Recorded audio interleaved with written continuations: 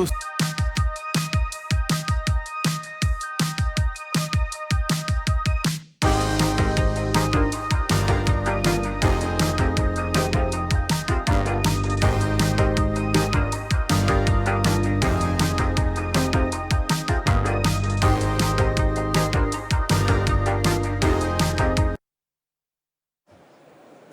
Bienvenue à tous, installez-vous confortablement.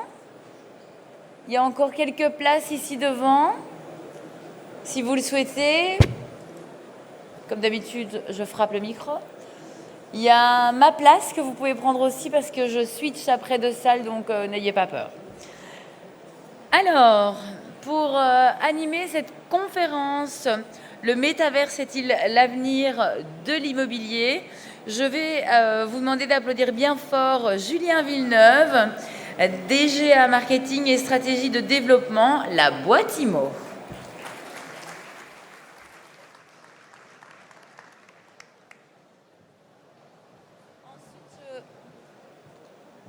Ensuite, je vais vous demander d'accueillir aussi de la même manière très chaleureuse, Benoît Tesnas de Moncel, CEO de Grenadine et 360 degrés Fahrenheit.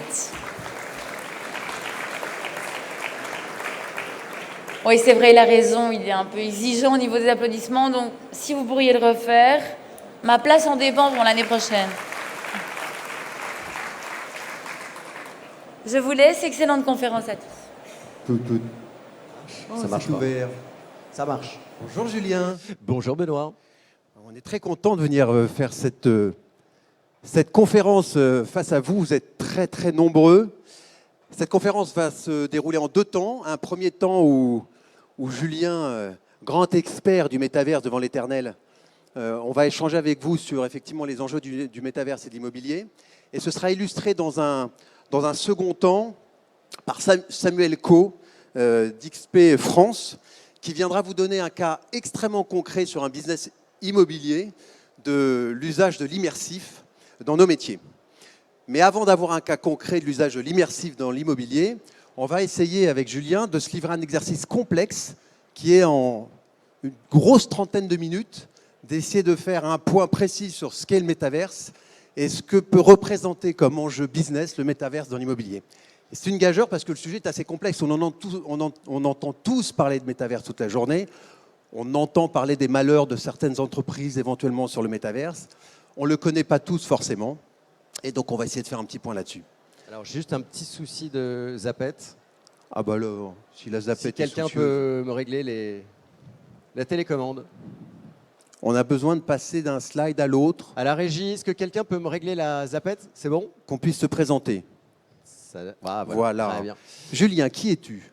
Alors, j'ai le plaisir d'être dans une société qui s'appelle La Boîte IMO, qui est donc, comme certains le savent dans la salle, le premier opérateur des agents immobiliers indépendants. On a à cœur d'offrir en fait toutes les solutions, les outils, les services pour pouvoir accompagner les agents immobiliers dans leur quotidien, dans la découverte de leurs produits, dans la prise de mandat. Voilà, c'est une offre qui est la plus exhaustive du marché aujourd'hui. Et donc j'ai le plaisir d'avoir rejoint Olivier Bugette, le CEO de la Boîte IMO, depuis janvier. Le métaverse. Tu nous parles de métaverse, mais tu as un peu de légitimité sur le sujet, il me semble, non? Marketing, le digital, peut-être un peu plus même? Alors oui, alors ça fait depuis moi 97 que je travaille dans le digital, donc je commence à être un petit peu un dinosaure dans le milieu. Bon, je suis digital native, comme on dit. Et le métaverse, évidemment, c'est un sujet qui m'intéresse au plus haut point. D'abord parce que c'est la continuité de ce qu'on a connu dans la révolution du web. On aura l'occasion d'en parler tout à l'heure. Le métaverse est une nouvelle forme en fait d'Internet, ce qu'on appelle plus couramment le Web 3.0. Et puis comme j'ai été très intéressé par les sujets qui vont très vite aujourd'hui, comme vous le savez, j'ai pris un peu de temps cette année pour me spécialiser un peu sur le métaverse, la blockchain, les cryptos. Et donc voilà, j'ai passé un peu de temps... Tu peux dire où tu as fait ça? Oui, alors j'ai suivi un cursus dans une école qui s'appelle le MIT, qui est aux États-Unis. Et donc Il est modeste. Essayer de ne pas dire trop de bêtises sur le sujet. Alors, Et toi, donc, voilà. Benoît, parce que voilà, Benoît, avec qui j'ai le plaisir de partager cette conférence, Benoît n'est pas là non plus complètement par hasard. D'abord parce que Benoît a pu accompagner les promoteurs depuis de nombreuses années. Puis je crois qu'on peut parler d'une... Il y a très très longtemps, tu avais déjà lancé une première forme d'expérience immersive. Si tu nous en dis 2-3 mots. Moi, j'essaie d'être l'intervieweur intelligent aujourd'hui. Enfin, intelligent, intervieweur. On va commencer comme ça. Je dirige les web agencies depuis 20 ans. Je travaille dans l'immobilier beaucoup pour les promoteurs depuis longtemps. J'ai quelques excellents clients, pas loin, j'en vois une, avec qui j'ai énormément travaillé et avec qui j'ai beaucoup de plaisir à travailler. Effectivement, beaucoup de digital. Il y a déjà une dizaine d'années, des ventes en ligne, de la 3D temps réel, de l'immersion dans les appartements pour vendre. On a fait ça en 2012, c'était avec un groupe qui s'appelait ICAD. Donc c'est des sujets qui sont plaisants, intéressants, très prospectifs et d'avenir. Et c'est pour ça que Julien m'a dit, tiens, viens, parce que moi j'ai beaucoup de choses à dire, mais tu pourrais être le contradicteur, l'animateur aimable pour le faire, et je suis très content de le faire à tes côtés. Ou m'arrêter quand je deviens un peu trop technique.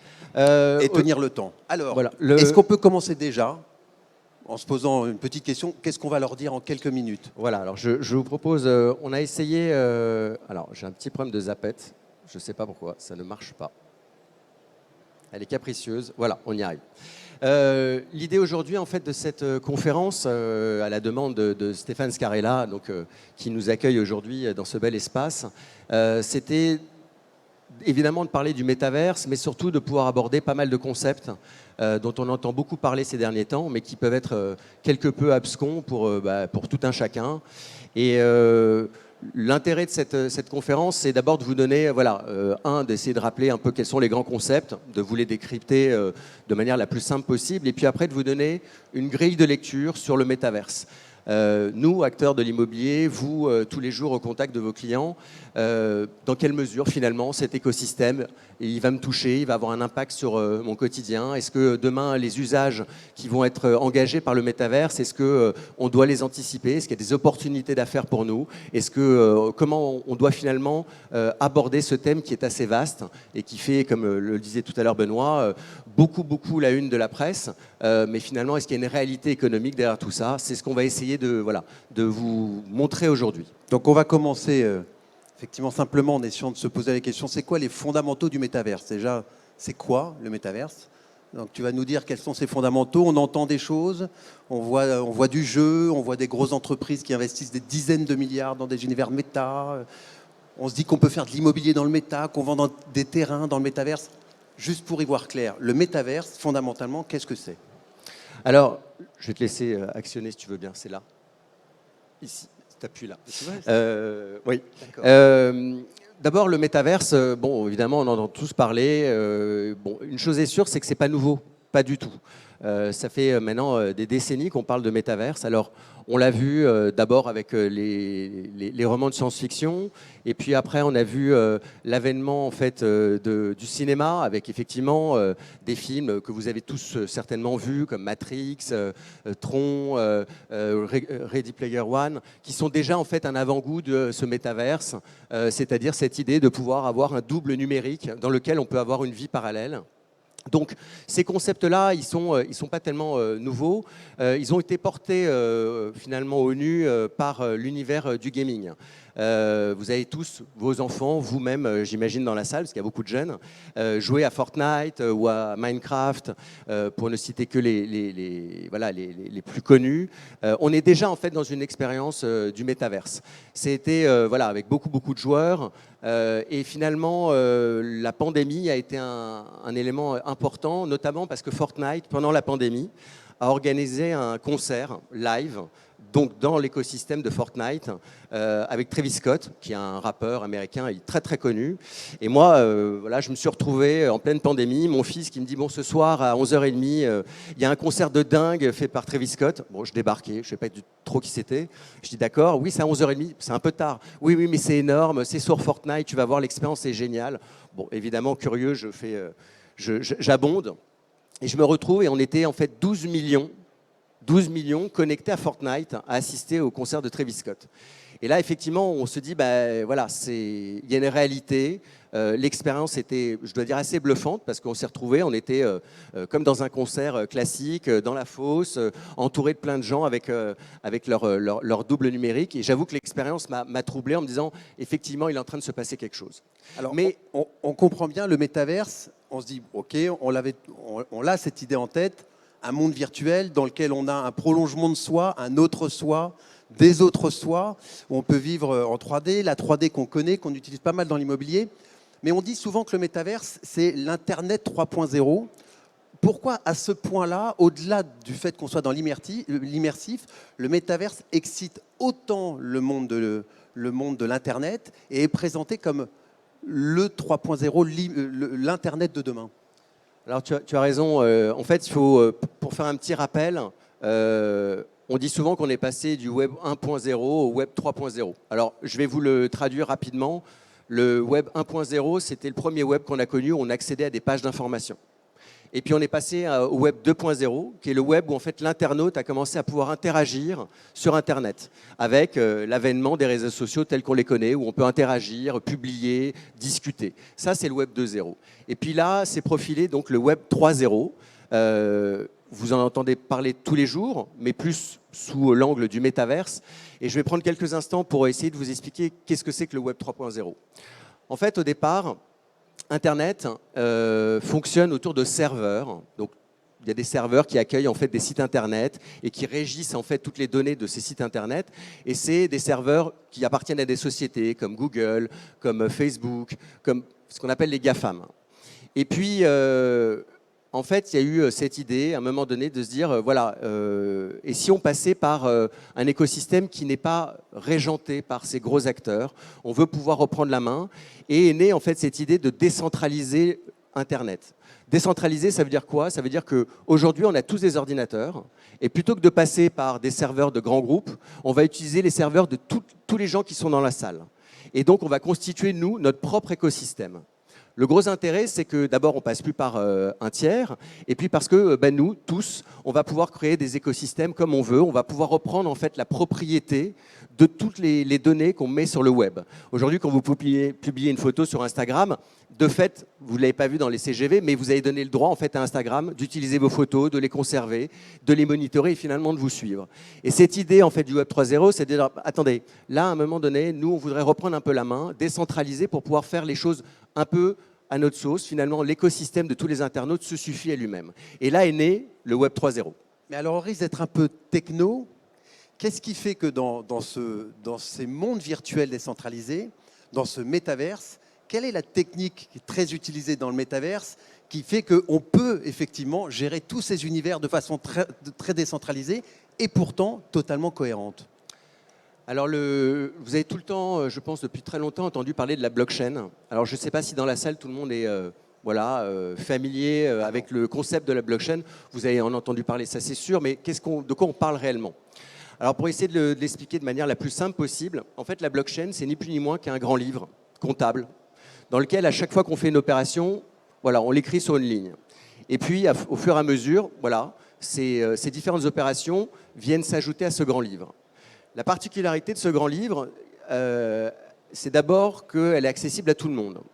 Donc si demain je réalise une opération, par exemple je décide d'acheter un immeuble et que je veux mettre cet immeuble sur la blockchain, eh ben, je vais pouvoir, moi, Julien Villeneuve, aller voir en fait tout l'historique qui est lié à cet immeuble.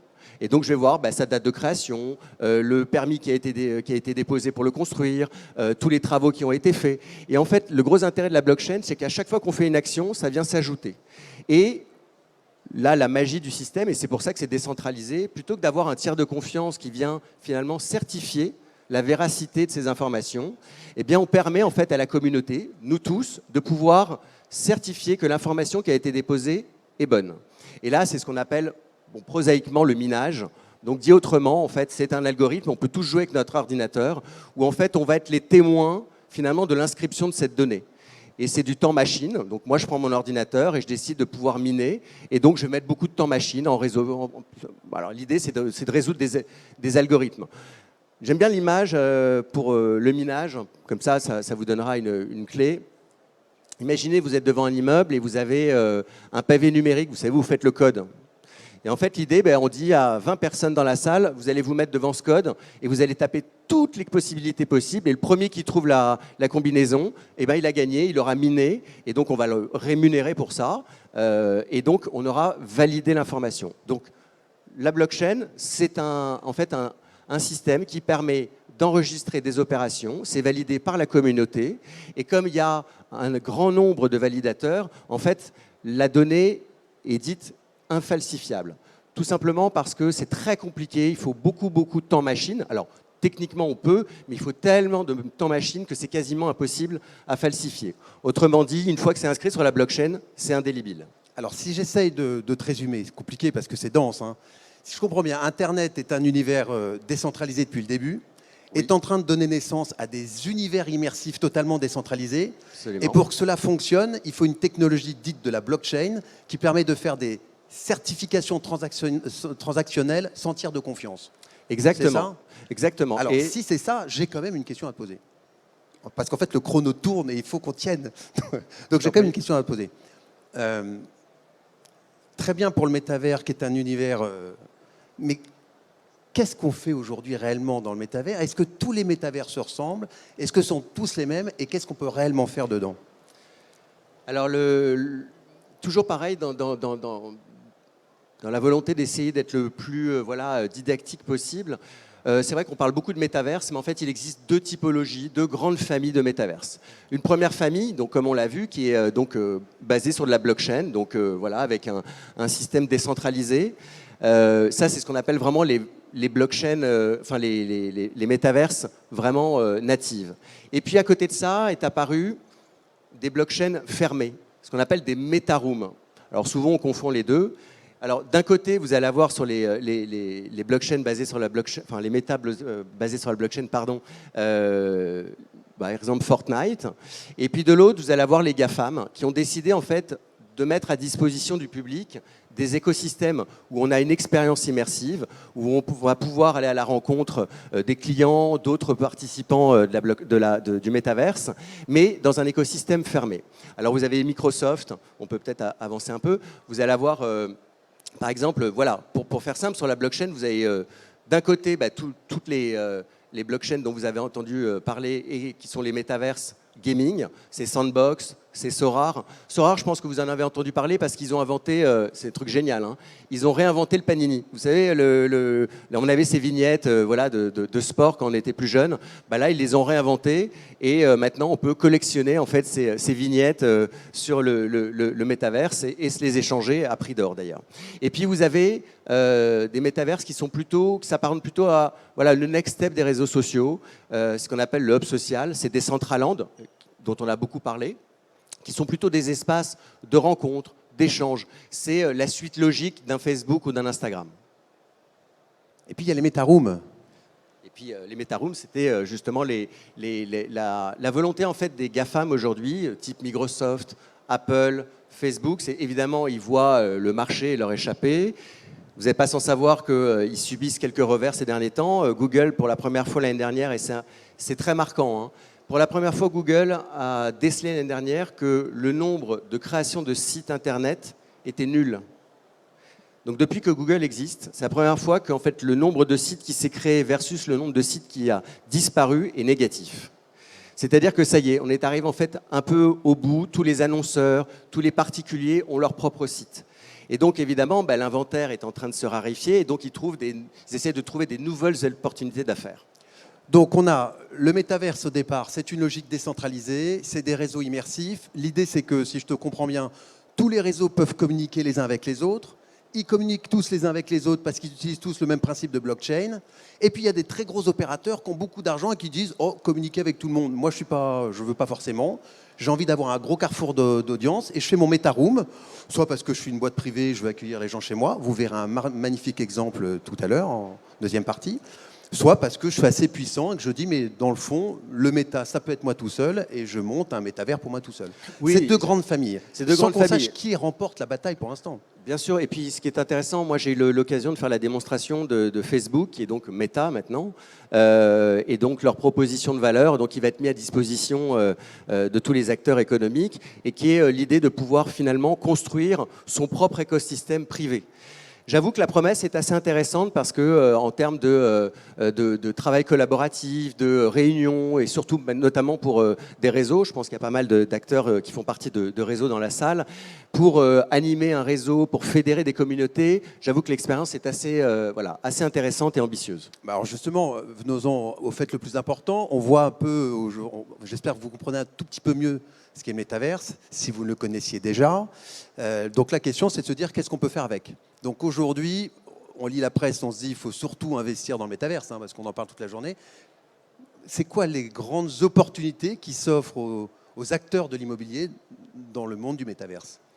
Alors, je pense que la question, c'est une des questions importantes aujourd'hui de cette conférence, c'est de se dire finalement le métaverse, est-ce que c'est un effet des news mag pour remplir des pages et attirer le chaland, ou est-ce qu'il y a une réalité économique pour nous, acteurs de l'immobilier ? Il y a plusieurs dizaines de milliards de dollars investis quand même par Meta sur le sujet.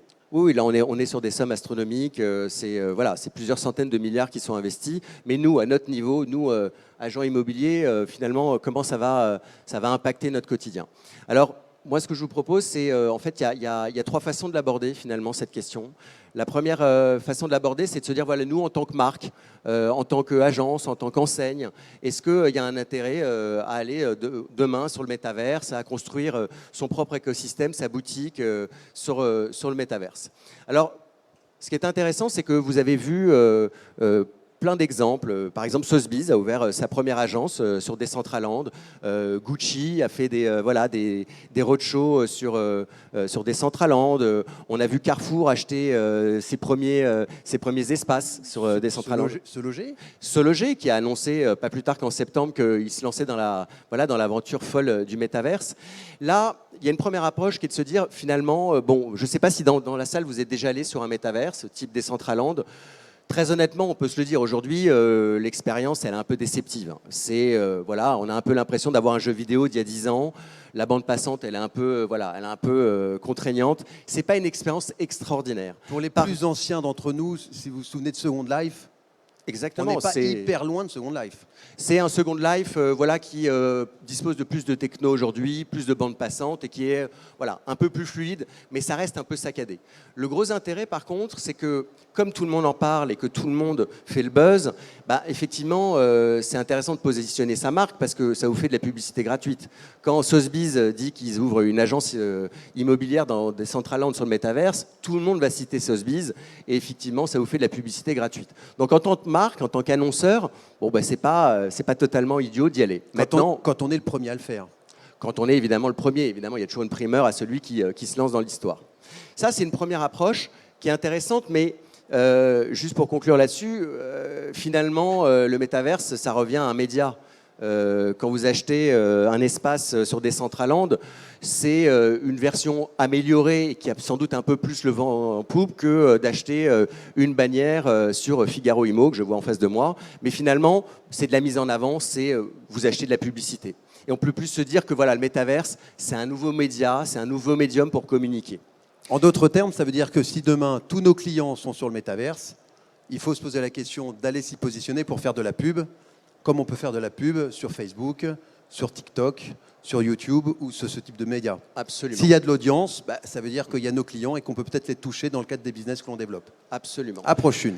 Alors, deuxième approche, je vais essayer d'accélérer un peu parce que je vois le temps qui passe. La deuxième approche, c'est de se dire, tout le monde a dit, il y a Decentraland, c'est les nouveaux opérateurs immobiliers qui arrivent, ils sont sur l'immobilier numérique et on voit des sociétés extraordinaires qui se prétendent être des acteurs de l'immobilier sur les métaverses. En réalité, si vous y réfléchissez bien, ce sont en fait des sociétés qui ont acheté des espaces sur un univers numérique et qui se font fort de les revendre. Quand on y réfléchit, ce n'est plus ni moins que de la régie publicitaire. J'achète des espaces et je les revends à des annonceurs. Et donc là où on a dit, c'est le nouveau métier des agents immobiliers, ils vendront demain des espaces sur les métaverses. Attention, là, c'est des abus de langage de la presse, parce qu'en réalité, ce sont des sociétés qui ont acheté des espaces et qui essaient de les revendre à des marques comme Carrefour, et parce qu'ils ont fait du négoce de land, parce que ça s'appelle comme ça sur Decentraland, tout d'un coup, on a dit que c'était de l'immobilier numérique. Mais là, objectivement, ce n'est pas du tout de l'immobilier. On est vraiment sur de l'espace pub classique. Donc, première approche du métaverse, c'est une zone média, c'est un nouveau média. S'il y a du monde sur le média, il y a du trafic. S'il y a du trafic, il y a de la pub, il y a des clients qu'on peut rencontrer. Ça, on le comprend bien. Et donc, le positionnement qu'on peut avoir là-dessus, c'est se dire, bah voilà, plus il y aura de monde, plus il y aura d'audience. S'il n'y en a pas, on n'y va pas. Mais s'il y a beaucoup d'audience, ça vaut la peine d'y aller. Approche Exactement. Troisième approche, et qui est celle qui, à notre sens, est la plus intéressante à observer. Et c'est là où, si vous devez porter vraiment un intérêt à ces sujets-là et avoir une vraie grille de lecture, c'est l'approche par la tokenisation qu'il faut retenir. Alors la tokenisation, c'est quoi? On a parlé de blockchain tout à l'heure. En fait, la blockchain vous permet, dès lors que vous avez un actif numérique, de pouvoir acquérir une part de cet actif numérique. Je t'invite à passer sur la slide d'après. Bien sûr. Et en fait, les tokens, donc vous en entendez parler souvent, pour faire très simple, il y a 4 types de tokens. Le premier token, c'est ce qu'on appelle les tokens de paiement. En fait, c'est la crypto-monnaie. Donc, c'est le Bitcoin, l'Ethereum et tous les autres cryptos. Il y en a énormément, mais Bitcoin et Ethereum sont les plus connus. D'abord, Bitcoin parce que ça a été le premier et qu'il a lancé le mouvement de la décentralisation. En fait, quand on crée une blockchain, donc ce petit bloc numérique, les gens qui ont miné, les fameux qui tapent sur le code à l'entrée de l'immeuble, pour les rémunérer, on les a rémunérés sous forme de crypto-monnaie, donc cette monnaie numérique. Et donc, c'est comme ça qu'est né le premier token de paiement. Le deuxième token que l'on peut imaginer, c'est le token d'utilisation. Par exemple, aujourd'hui, il y a beaucoup d'artistes qui vendent des places de concert sous forme de token. Et en fait, quand vous achetez ce token, non seulement vous pouvez participer au concert, mais vous avez droit en fait, à des privilèges, aller en backstage, avoir une version limitée d'une des chansons, avoir accès à des t-shirts ou à des collections ou à des collabs avec d'autres marques. En fait, ça vous permet d'avoir une expérience privilégiée par rapport à d'autres clients. Le troisième token, alors qui est celui qui évidemment nous intéresse au plus haut point, c'est ce qu'on appelle le token titre. Le token titre, c'est une révolution en fait. La vraie révolution, au-delà du métaverse, c'est cette approche-là. C'est de se dire qu'aujourd'hui, l'avènement du Web 3.0, du métaverse et de cette manière maintenant de pouvoir projeter une valeur de propriété sur le numérique, c'est de dire, ben voilà, je vais pouvoir maintenant démembrer et avoir un autre usage de la propriété tel que nous tous l'avons connu. Et c'est là probablement que vous allez avoir, vous, en tant qu'acteur de l'immobilier, demain, auprès de vos clients, sans doute la plus grande valeur ajoutée pour pouvoir les accompagner sur ces nouveaux usages qu'on va voir juste après. Enfin, quatrième token, on en entend tous parler, c'est l'NFT. Le NFT, c'est très simple, c'est le seul qui n'est pas échangeable. Autant la crypto, un Bitcoin, il est échangeable contre un autre Bitcoin. Autant un NFT, un NFT, par exemple, sur Fortnite, vous pouvez acheter ce très beau gilet, la boîte IMO, et vous en avez une propriété unique. Elle n'est qu'à vous, et donc personne ne peut dire qu'il a le même gilet que vous. Propriété numérique unique. Exactement. Et donc, ça a donné lieu, surtout dans le luxe, dans l'art, à une nouvelle dimension, parce qu'aujourd'hui, vous pouvez acheter une œuvre d'art via un NFT. D'ailleurs, je vous invite, ils ont ouvert il y a 3 semaines, donc j'ai été invité, c'était très sympa, la première factory NFT, qui est en face de Beaubourg. Et donc là, allez-y avec vos enfants, c'est très bien fait, c'est très didactique, et ça vous permet de comprendre et de voir en fait des œuvres numériques. Et de se dire, finalement, ouais, c'est vrai que c'est pas si mal, et de pouvoir acheter l'œuvre sous forme de NFT. Donc les tokens, c'est des droits de propriété numériques, sécurisés et décentralisés dans leur gestion. Exactement. Bon, si vous écoutez toujours, vous dites, droits de propriété numérique, sécurisé, décentralisé, on est dans l'IMO, il y a un truc. Là, il y a un truc. Il y a quoi comme truc? Alors, pour donner des cas d'usage, tout ce dont je vais vous parler, en fait, ça existe déjà. Donc, c'est pas de la prospective, on n'est pas dans la science-fiction, ce sont déjà des modèles qui existent. Alors, beaucoup aux États-Unis, évidemment, et en Chine, parce que c'est 42% du marché immobilier mondial, qui fait, je crois, 200 000 milliards de dollars. Et 42%, c'est entre la Chine et les États-Unis. Par exemple, aujourd'hui, vous avez beaucoup de sociétés, notamment Realty, qui vous permettent en fait d'acheter un immeuble. Et quand vous achetez cet immeuble, vous allez acheter des tokens qui ont une valeur. Alors là, l'achat est très simple. En fait, vous prenez un immeuble, cet immeuble est ramené dans une société. Alors là, c'est des SPV aux États-Unis, mais pour nous, ça pourrait être l'équivalent d'une SCI, par exemple. Et via des tokens, vous achetez une part de cet immeuble. Et de cet immeuble, vous pouvez même imaginer demain d'acheter en fait un token, donc du coup unique, qui correspondrait à l'appartement. Mais ça veut dire que comme c'est numérisé et décentralisé, on peut faire des toutes petites parts. Alors c'est Donc ça des qui gros immeubles, ils pourraient avoir des milliers de petites parts. Alors c'est ça le côté génial de cette approche, et d'ailleurs c'est ce qui cartonne aux États-Unis, c'est que d'abord ça s'adresse à tous les petits porteurs. Donnons un exemple. Demain, on peut évidemment acheter des parts de SCPI, hein, ça existe depuis la nuit des temps, il n'y a rien de nouveau là-dedans. Mais par contre, bon, vous ne choisissez pas trop votre actif. C'est des analystes, des investisseurs qui vont choisir un panel en vous promettant une rentabilité plutôt intéressante. Mais si demain, en imaginant que LVMH dise, ben voilà, notre immeuble sur les Champs-Élysées, si vous voulez, demain, je vous donne la possibilité d'en acheter une part. D'abord parce que je l'occupe et pour très longtemps, et puis parce que c'est un très bel immeuble, je l'entretiens. Et ben moi, Julien Villeneuve, petit porteur, je pourrais dire ben voilà, pour une valeur très modeste, ou en tout cas très abordable pour moi, je vais pouvoir me payer cet immeuble. Alors le gros intérêt, c'est que moi, cet immeuble, j'y crois. Je le connais, il a pignon sur rue. Moi, ça m'intéresse cet immeuble-là. Et on pourrait imaginer demain que s'il faisait des appartements au dernier étage, je puisse dire, ben voilà, en tant que maintenant propriétaire d'un token, je veux aussi acheter un NFT qui correspond à l'appartement 2B du 5e étage. Voilà un premier cas d'usage. Un deuxième approche, c'est l'approche par le bien. Alors, le bien, c'est là où c'est intéressant, et ça vous intéresse évidemment au premier chef, c'est que demain, un vendeur peut venir vous voir en disant, voilà, moi j'ai un très bel appartement, mais je ne veux pas le vendre complètement, mais j'ai besoin de liquidité. Et je voudrais le vendre pour partie. Et l'idée, c'est qu'avec cette tokenisation, je vais pouvoir dire, ben voilà, moi, agent immobilier, je vais demain commercialiser une part substantielle de votre appartement. D'abord parce que ça vous permet d'avoir des liquidités, vous restez dans votre appartement, vous restez propriétaire.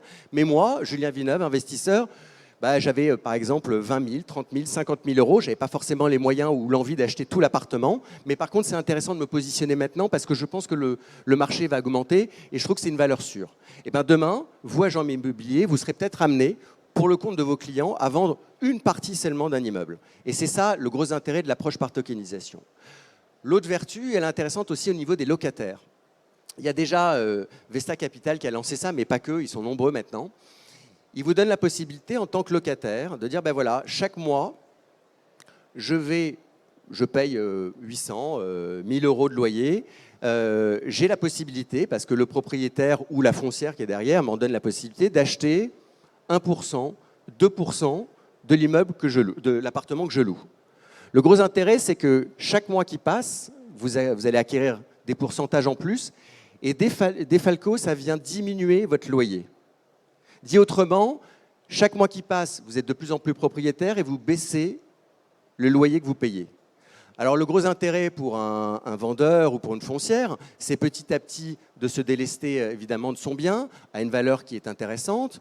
Pour le locataire, c'est de dire voilà, c'est pas de l'argent perdu, il n'est pas dépensé inutilement. Petit à petit, en fonction de ma capacité d'épargne, je peux donc acheter mon bien.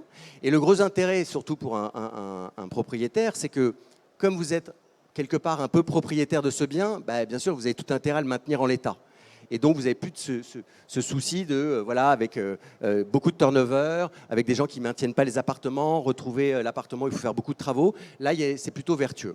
Voilà le type de cas d'usage qu'on peut avoir, qui existe déjà beaucoup outre-Atlantique et beaucoup en Chine, et qui pourrait, bien sûr, il y a déjà nombre d'acteurs en France qui se positionnent sur ce type d'offres, et qui pourra, vous, demain, être une nouvelle façon en fait, de commercialiser les biens qui vous sont donnés en mandat. Donc si je te comprends bien, et avant de conclure cette partie en tous les cas, on part du métaverse, qui sont des univers demain virtuels dans lesquels il va y avoir de l'audience. Tu dis le métaverse sans la blockchain, ça n'existe pas. Le métaverse, il y a un intérêt pour nous tous, mais comme on a des intérêts pour des nouveaux médias, surtout s'ils arrivent à faire venir des millions d'utilisateurs sur leur plateforme. Mais au fond, derrière le métaverse, il y a cette règle de décentralisation autour de la blockchain qui pose des questions très profondes sur la propriété, le droit de propriété et la possibilité de le vendre, de le céder ou de l'échanger de façon plus fragmentée, de façon plus décentralisée. Et c'est sans doute là, ce que tu nous dis, l'un des points les plus importants du développement du métaverse, c'est peut-être aussi le développement de la fragmentation du droit de propriété et sa transition. Mais est-ce qu'il n'y a pas des limites? Parce que ça, c'est très intellectuel. On a quelques exemples qui commencent à arriver partout, mais est-ce qu'il n'y a pas des limites à ce fonctionnement? Alors en fait, les freins, évidemment, ils sont encore nombreux. Le premier frein, c'est que c'est bien beau de dire que demain, on peut projeter finalement toute l'histoire d'un bien sur la blockchain. Et de se dire on va numériser tout l'historique de le permis de construire, en passant par les différents locataires, les différents ravalements. Ça, c'est évidemment quelque chose qui est extraordinaire, mais il faut être très clair, aujourd'hui on reste une industrie où le papier est roi, et donc il va falloir passer d'abord par une grande phase de numérisation. Alors, c'est absolument pas impossible, hein. Certains acteurs, et non des moindres, l'ont déjà fait dans d'autres activités, notamment dans le livre. Qui eût pu croire un jour que tous les livres s'est numérisé? Bon, Jeff Bezos, à l'époque, avait été assez précurseur et finalement, il l'a fait dans des temps assez rapides. Et puis, aujourd'hui, quand on voit ce que son entreprise est devenue, il n'a pas eu tort. Donc forcément, c'est un vrai défi. C'est sûr qu'on va y venir, mais ça va prendre encore un peu de temps. Ça, c'est le premier frein. Numérisation et développement durable, on est très inquiet. Alors c'est vrai que on est tous dans la salle évidemment très sensibles à ces sujets écologiques. La blockchain, c'est, comme j'ai dit tout à l'heure, c'est beaucoup de temps machine, donc ça veut dire beaucoup de serveurs, ça veut dire des dégagements de chaleur, ça veut dire l'utilisation de métaux rares. Donc évidemment, on a tous quand même une certaine réticence à promouvoir ce genre d'industrie.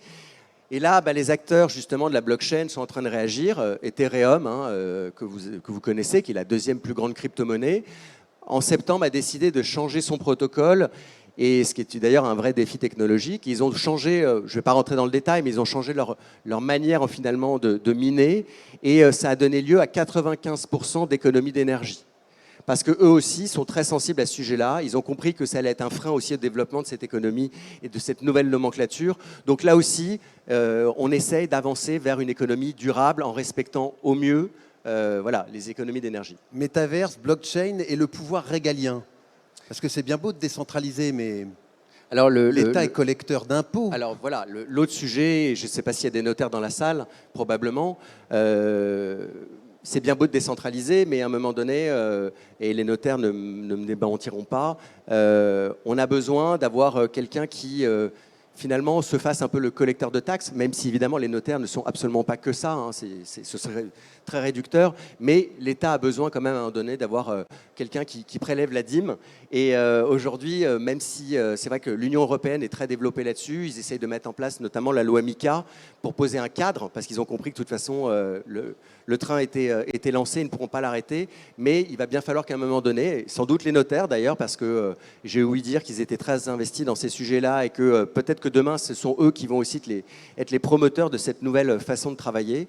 Il va falloir qu'il y ait de nouveaux acteurs qui sont en capacité de collecter les taxes.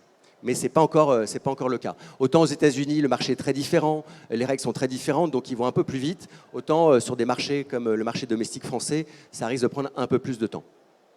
Merci Julien. Métaverse et blockchain, audience et droit de propriété. Merci beaucoup. Merci. Avant de voir la présentation de Samuel sur un cas très concret d'un acteur de l'immobilier dans les mondes immersifs, si vous avez quelques questions à poser sur le sujet de la métaverse, de l'immobilier et de la blockchain, ou alors on passe la parole immédiatement à Samuel. On enchaîne. Non. Samuel Coq, vous pouvez applaudir, d'XP France.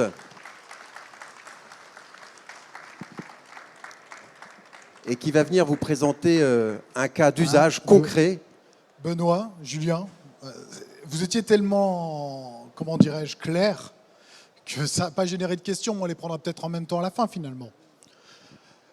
Pas facile de passer après Benoît et Julien qui ont fait... Oh, vous pouvez rester là, hein, comme vous voulez. Hein. Pour les questions, vous n'êtes pas loin. Bon, vous me laissez seul. J'ai peur. Bonjour à tous. Donc, je suis Samuel Coq, directeur général de XP France. Et je vais être moins long qu'eux, hein, je vous le promets. Comme ça, vous ne partez pas tout de suite. L'idée, c'était ce que nous a demandé Stéphane aujourd'hui. C'était une partie théorique, empreinte de de pas mal d'illustrations. Et si vous avez vu sur une de ces slides, à un moment donné, on a parlé des MetaRooms. Et vous aviez une illustration qui ressemble un petit peu à celle-ci, qui était Virbella. Virbella, c'est notre plateforme. Et c'est là où on vit. Alors, l'idée de ce petit quart d'heure, je ne vous prends pas plus, c'est de vous montrer une véritable expérience utilisateur. Alors, il faut que je récupère quand même le petit bip pour avancer. Donc, moi, en 2 mots, je ne suis pas long là-dessus, mais je me présente. Ça fait 22 ans que je suis agent immobilier. Donc, je pense que j'ai pas mal de consoeurs et de confrères dans la salle. Et aujourd'hui, depuis début 2021, je dirige donc un réseau de conseillers en immobilier, autrement appelé réseau de mandataires, qui s'est installé en France, qui s'appelle EXP. L'idée des 2 cas utilisateurs que je vais vous présenter aujourd'hui, c'est 2 métaverses. Ce n'est pas un métaverse, c'est 2 métaverses. On a leur logo ici, ils se ressemblent, c'est normal, ils font partie de la même famille. Il y en a un qui s'appelle Virbella et qui est un métaverse RH, un métaverse ressources humaines. Et un autre métaverse qu'on annonce presque officiellement aujourd'hui au Rent, qui est à destination de nos conseillers en immobilier, pour que eux, conseillers en immobilier, puissent interagir avec leurs clients, acquéreurs, vendeurs, notaires, courtiers, bref, le métier de conseiller en immobilier, le site internet des conseillers immobiliers web 3.0. Je vous donne juste un tout petit peu de contexte parce que je pense que ça peut démontrer qu'on est dans une expérience utilisateur. EXP Realty, ma maison mère, puisque moi je ne suis une filiale, EXP France, a été créée en 2009. C'est une société qui a 13 ans. En 13 ans, on a beaucoup de mal avec les chiffres et avoir des chiffres à jour. On a annoncé ce matin 86 000 conseillers. Donc nous avons dans 24 pays 86 000 conseillers. On est coté au Nasdaq. Et l'an dernier, puisqu'on annonce des résultats annuels, mais sur les 3 premiers trimestres, on est au même chiffre d'affaires, on est à 3,8 milliards de dollars. 444 000 transactions. Je ne vous fais pas de pub, je vous donne juste du contexte. 156 milliards de volume d'échanges immobiliers et plusieurs sociétés dans nos actifs, notamment Frame, Virbella dont je vais vous parler, et le magazine Success qui nous intéresse beaucoup moins aujourd'hui. Pourquoi je vous dis ça?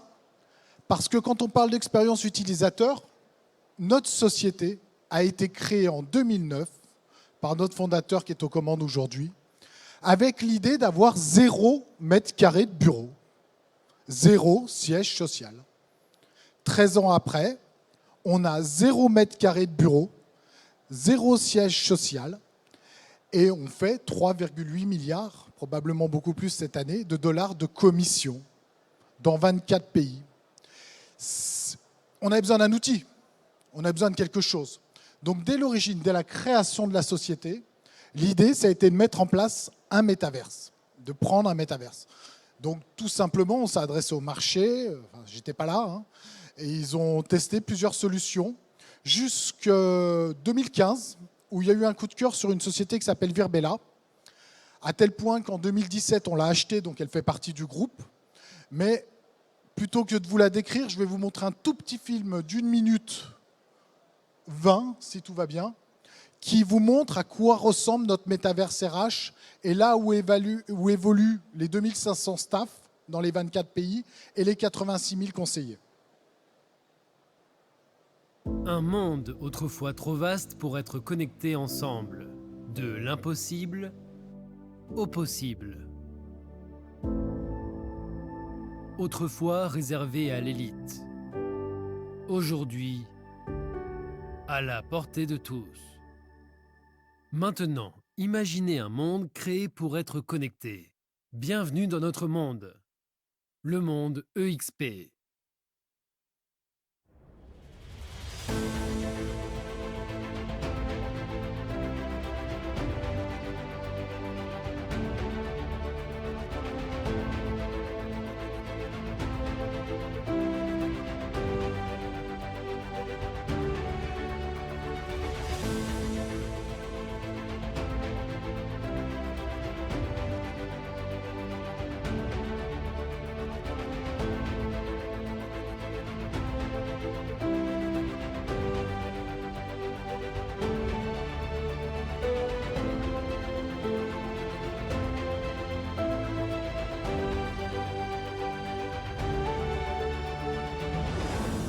EXP, créé pour rester connecté.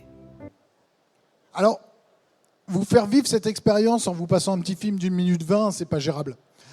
C'était juste pour vous montrer quelques images. On avait imaginé, quand on a préparé la conférence, le faire en live, faire plein de choses, mais ça ne serait jamais tenu dans un timing. Je reste à disposition de tous ceux qui veulent un guest pass de le créer et de vous laisser vivre l'expérience par vous-même. Ça, c'est vraiment le métaverse dans lequel on travaille chaque jour et où on travaille sur nos 24 pays. J'ai des réunions, parfois tardives, avec mes 23 confrères des autres pays chaque semaine et on se rejoint là-dedans. J'ai des réunions avec les conseillers, il y en a quelques-uns dans la salle, je les vois, j'ai mon fan club. Chaque lundi, on se rejoint ici. Nos formations sont ici, nos semaines de méta-intégration sont ici. Vous vous connectez, un conseiller se connecte n'importe lequel, dans n'importe quel des pays, dans ses heures ouvrables. Il a du staff qui va prendre en charge sa demande. Il a les services techniques. Donc voilà, c'était juste pour vous faire comprendre que ce que Julien et Benoît vous ont exposé, c'est l'empire métaverse. C'est demain, il y a plein de choses qui vont se développer. Mais il y a déjà des choses qui existent et qui fonctionnent. C'est-à-dire qu'on n'existerait pas aujourd'hui sans ça. Donc il y a des choses qui existent et qui fonctionnent. Ça, c'est sympa, on est sur YouTube. C'était la première partie. Petite précision, Virbela fait partie du groupe EXP, nous l'avons racheté à 100%, mais travaille pour un certain nombre de sociétés. C'est important de se rendre compte que toutes ces sociétés sont sensibles. Et je vous laisse lire les marques, mais d'Amazon en passant par Microsoft, on est le seul à l'exploiter à 100%, on est le seul à être 100% remote, à être né avec et à vivre avec à 100%, mais toutes ces sociétés les utilisent. Alexandre Bompard, récemment, le président de Carrefour, a fait une séquence de recrutement dessus, et c'était cet outil. Enfin, et vous pouvez, je vous laisse vous rechercher, mais vous allez voir, vous allez trouver pas mal de cas utilisateurs où on trouve de vraies raisons de l'utiliser.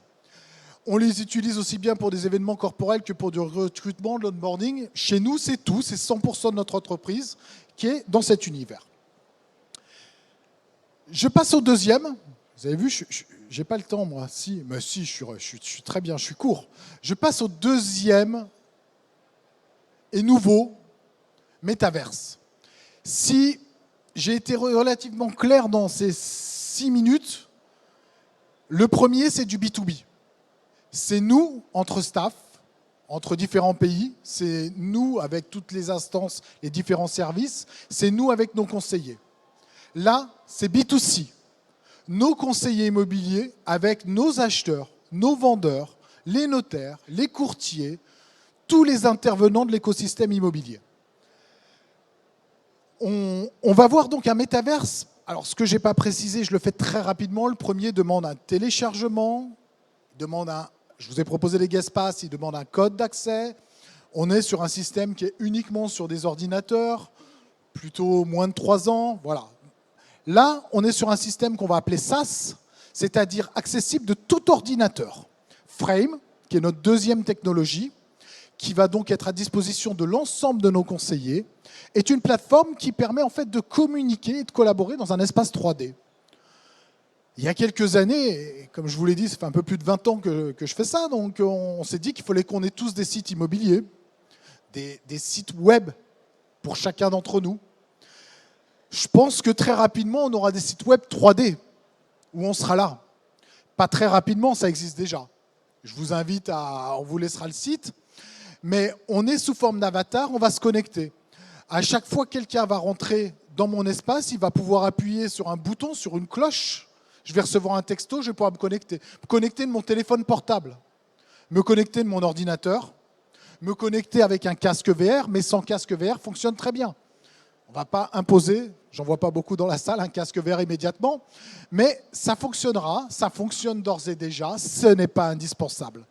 Là, le grand plus, et moi ce qui m'a bluffé quand on a inséré cette technologie, c'est vraiment l'ultra-connexion avec un seul lien. Autant de personnes que de monde qui a le lien. On est évidemment avec des outils qui vont nous permettre pas mal de choses, mais un peu dans le même esprit que la première fois. Les images sont souvent plus claires que les grandes explications, donc je vous laisse le découvrir en images.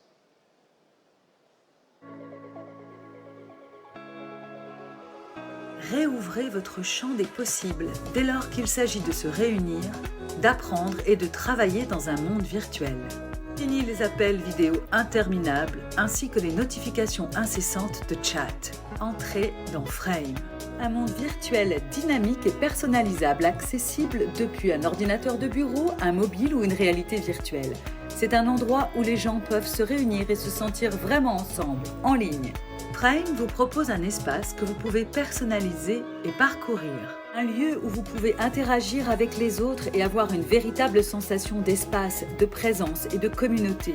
Utilisez Frame pour organiser votre prochaine réunion dans un bureau virtuel ou dans un immense campus ou même sur une île. Au lieu d'enseigner la planète Mars à vos élèves, emmenez-les là-bas en excursion virtuelle pour qu'ils l'explorent et s'y amusent tout en apprenant.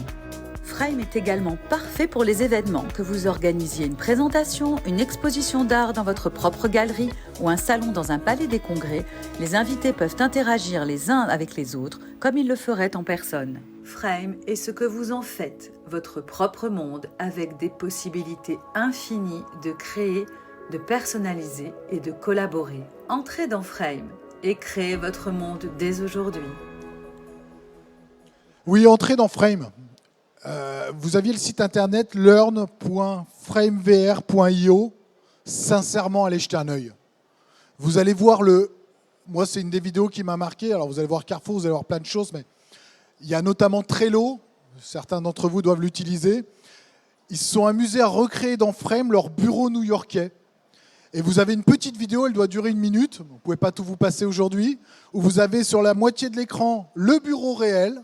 Et sur l'autre moitié, le bureau dans Frame. Je vous garantis que c'est bluffant. Allez jeter un petit œil. Soyez curieux. Soyons curieux. Frame, pour moi, c'est amusant. Je vous fais... On est juste entre nous. Ouais, on est entre nous. Quand on est arrivé en France, les Américains parlent de révolution pour EXP. Et je me suis refusé à parler de révolution. Parce que les réseaux de mandataires en France, ça existe. Frame, c'est une révolution. Je pense vraiment qu'on est là sur une révolution qui sera reprise par d'autres. Hein. Julien et Benoît l'ont très bien dit, il y a des GAFA, il y a des gros acteurs. Il y aura plein d'autres, il n'y aura pas que Frame. Mais en tout cas, je pense que demain, les conseillers en immobilier auront un site internet de type métaverse. J'en suis intimement persuadé. On peut mettre tout dans Frame, tout sans programmation. On est dans du no-code, comme on dit. Donc vous allez pouvoir rentrer, créer votre Frame, avoir votre propre adresse. Alors ce ne sera pas exp.world, ça sera une adresse Frame, mais Julien Villeneuve, et il va pouvoir rentrer dedans, faire son propre espace, le décorer, insérer des PDF quand il a besoin, un écran avec sa webcam. Il va pouvoir mettre des écrans de diffusion, mais en 2 clics, devant son client, en même temps qu'il lui parle, des PDF évidemment, de l'audio, des vidéos. On est sur des modèles 3D, imaginez, vous avez modélisé en 3D un appartement dans le neuf, on parlait de neuf, vous avez modélisé en 3D un logement ancien, un quartier, vous allez pouvoir le faire visiter, rentrer avec vos clients à l'intérieur, participer, contribuer à cette visite. Votre client est en avatar, vous êtes en avatar, vous avez votre webcam, vous parlez, vous échangez. Vous avez le chat en plus, vous avez le partage de documents. Vous allez pouvoir retrouver tout d'un coup, pour lui expliquer les taux d'intérêt ou la hausse de ces derniers, un tableau blanc. Évidemment de l'audio, mais des formes, un navigateur Internet, exploiter des sondages. Laissez dans votre Frame un endroit, un sondage de l'expérience, de ce que vous voudrez bien y mettre. Bref, je ne peux pas être exhaustif, ce n'est pas le but non plus. En plus, je vois le temps passer. L'idée, c'était de vous donner un aperçu de ce qu'il est possible de mettre en place, d'organiser des événements, évidemment faire de la formation, c'est déjà beaucoup exploité. Là, encore récemment, on faisait une démonstration où, en un clic, si vous voulez, sur l'écran du haut, par exemple, on transforme, et à la place de ça, on a une Google Maps. Google Maps dans lequel on peut rentrer. On peut ensuite avoir une bulle, on ne va pas faire de pub, Nodal View par exemple, et aller visiter directement et ressortir, se redéplacer parce que cette bulle est au bon endroit dans la bonne rue. Donc faire vraiment son parcours client. Et puis on pourra faire ses négociations dans son bureau, bien assis, avec ses clients, vendeurs, acquéreurs, en présence du notaire. Pourquoi pas y associer demain de la blockchain. C'est aujourd'hui ce qui est le cas de Frame chez UXP Italie, commence à réfléchir à de la blockchain pour signer les contrats de type Airbnb. Donc le pas d'après est juste là, et c'est là où il y a le lien avec ce qu'on a entendu précédemment, c'est-à-dire qu'on est sur une première étape expérience qui va être liée évidemment à toutes les autres technologies. Et loin de moi l'idée, et ça sera peut-être la conclusion, mais en tout cas la mienne, on ne va pas remplacer le terrain. Là, je suis en train de vous parler de 2 outils. On a toujours des vrais conseillers qui vont voir des vrais gens en signant des vraies promesses. Il n'y a pas de débat là-dessus et je ne veux pas en avoir. C'est juste qu'on a des outils. Moi, j'ai connu l'appareil photo réflexe. Aujourd'hui, on est content, on est passé par le numérique, puis ensuite, maintenant, on a des iPhones, sans faire de pub. Et ça nous va très bien parce qu'on fait d'aussi bonnes photos, mais je pense qu'on ne serait pas nombreux à vouloir revenir à l'argentique. Donc, c'est simplement qu'aujourd'hui, les choses évoluent et qu'on a le droit d'avoir des outils de productivité, d'efficacité, qui nous permettent, encore une fois, d'apporter une meilleure qualité de service à nos clients finaux, de gagner du temps et d'être plus productif. Et je crois que c'est l'objectif, tout en restant humain, parce que le métier est principalement composé de relations humaines. J'en ai terminé. Venez, messieurs, laissez-moi pas seul. Enfin, je suis jamais seul, en fait, c'est l'avantage avec mes copains avatars. Si vous avez des questions pour Julien, Benoît, moi-même. Non, on a été trop long, hein. Regarde, ils vont tous boire un coup. Nous aussi, on a soif. Bon, ben merci à vous.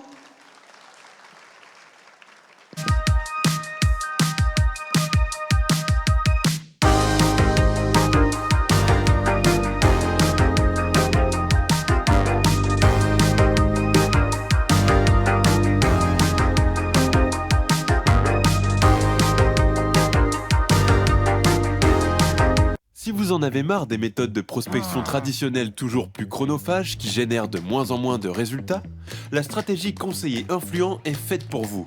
Recevez directement sur votre téléphone des demandes d'estimation sur votre secteur.